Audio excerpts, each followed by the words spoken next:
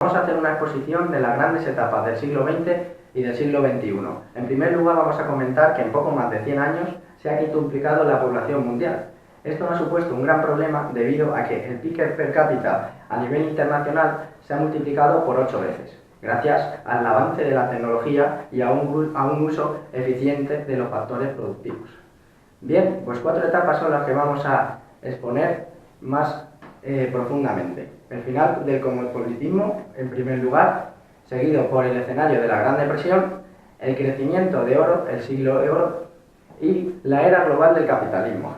Por último, concluir diciendo que un gran uso de los factores del Estado, es decir, un gran uso de la buena gestión del gobierno, es fundamental para que un país pueda prosperar en un crecimiento económico. Durante la época desde 1870 hasta 1914, eso es lo que se llama la época del imperialismo y del colonialismo, en la cual Europa se dedicó a la expansión alrededor del mundo, debido a las causas económicas, demográficas, políticas e ideológicas.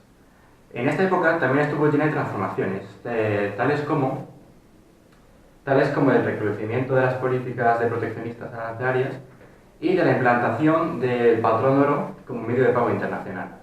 Explicando lo que es el patrón oro, es un sistema monetario el cual fija el valor de una unidad monetaria correspondiente con la cantidad de oro que hay en ese momento. Se utiliza el oro porque es un bien duradero, divisible, homogéneo y muy difícil de falsificar. También hay que decir que la oferta monetaria del patrón oro era muy inestable. Por lo tanto, los bancos centrales de cada país tenían que controlar mucho la oferta monetaria porque la cantidad de billetes impresos tenían que ser igual a la cantidad de oro disponible. Dejando esto de lado, otras cuantas transformaciones y avances tecnológicos e industriales que se produjeron fueron gracias a los de la Segunda Revolución Industrial, en la cual se sustituyó el carbón por la electricidad, el motor de vapor por el motor de explosión y el petróleo se impuso como la principal fuerza motriz. También se produjeron cambios en la empresa, o en el ámbito empresarial, ya que se modificó la organización de la producción, de tal manera que se creó la gran empresa, los cárteles y los trusts internacionales. Esto fue causado por una gran concentración de capitales en diversos sectores, como el siderúrgico, el energético, etc. Antes de la Primera Guerra Mundial, el patrón de oro se expandió internacionalmente. Esto creó un periodo de convertibilidad monetaria, en el cual participaron casi todos los países del mundo, excepto China y España, en los cuales pues, se quedaron con su moneda actual. Sin embargo, a partir de la Primera Guerra Mundial y debido a la propia guerra, se desplomó el patrón oro. Esto originó que el dólar americano se impusiera como divisa internacional y más tarde, en 1971, cuando Estados Unidos dejó de apoyar el patrón oro, se desplomó definitivamente. Por lo tanto, el dólar estadounidense, hasta entonces había sido la divisa internacional, se sostuvo únicamente sobre la confianza de sus poseedores. Bueno, yo voy a hablar sobre la Gran Depresión. La Gran Depresión fue una crisis mundial de las mayores que ha habido, por no decir la mayor, que se prolongó durante la década de los años 30 y que comenzó más o menos sobre el año 1929, por así decirlo, y que afectó a la mayoría de países del mundo, empezando, por así decirlo, desde Estados Unidos y prolongándose hacia Occidente. Uno de los motivos fue promulgado por el economista Keynes y fue el más afectado, que es que esta crisis se debió a la caída del consumo a largo plazo.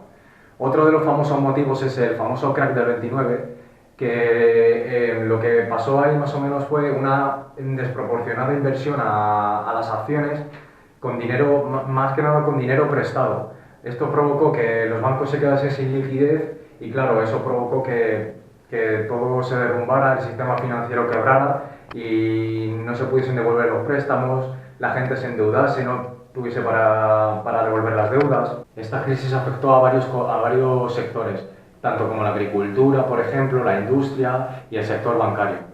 En España se vivió de una manera muy parecida a la que tenemos actualmente desde la crisis de 2007, con gran paro, con mucha pobreza y en resumidas cuentas, podemos decir que la Gran Depresión fue un cúmulo de muchos motivos para los que se dio pie a la crisis económica. Es decir, el crack del 29, la caída del consumo, es decir, todo provocó que esto se viviese de una manera muy trágica. Bien, la Edad de Oro, el crecimiento.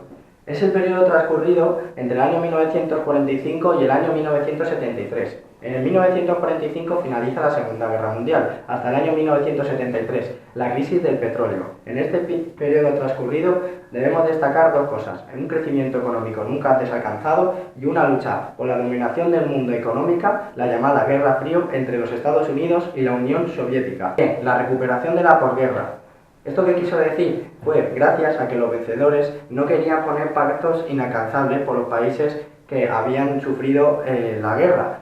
Entonces, mientras Estados Unidos no quería poner tasa, por ejemplo, a los países como Alemania por haber destruido territorio, la Unión Soviética, en concreto Stalin, sí que quería poner una tasa para recuperar todos aquellos daños que había sufrido Rusia durante el periodo de la guerra.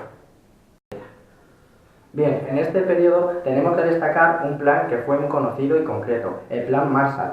Todo este plan fue previsto en 1947, una vez finalizó la Segunda Guerra Mundial, y fue propuesto a todos los países de la Unión Europea y del mundo, incluido Rusia. Resaltó mucho la sorpresa de que Rusia acudiera a la conferencia de dicho plan, pero una vez escuchada la propuesta rechazó de inmediato la propuesta. No obstante, 16 países sí que lograron participar en ella. El plan tenía como referencia 3 objetivos. El primero de ellos, impedir el comunismo en los países europeos. El segundo de ellos, fomentar una democracia implantada para todos los países miembros a la Unión Europea. Y el tercer objetivo, impedir la insolvencia de todos los países que habían sufrido la Segunda Guerra Mundial. La España de Franco, que no cumplía ningún requisito democrático, fue excluida del plan inmediatamente, lo que supuso una lenta recuperación económica aún más dura.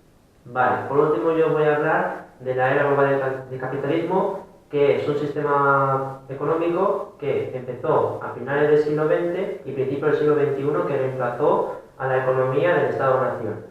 Este sistema capitalista se basó en que el capital nacional se unió con los capitales de otros países para formar el llamado capital transnacional. Y con este sistema se formó una nueva clase de proletariado que se hizo dueña de las clases internacionales para formar una especie de empresas que se basó en distintos países, no en un solo país concreto. Vale. Otra característica es que se crearon nuevas instituciones que son la Organización Mundial de Comercio, la OMC, el Fondo Monetario Internacional y el Banco Mundial.